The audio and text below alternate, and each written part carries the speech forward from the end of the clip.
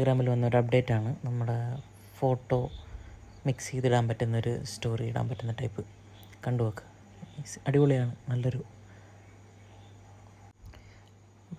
നമുക്ക് 20 ഫോട്ടോ വരെ നമുക്ക് സെലക്ട് ചെയ്യാൻ പറ്റും.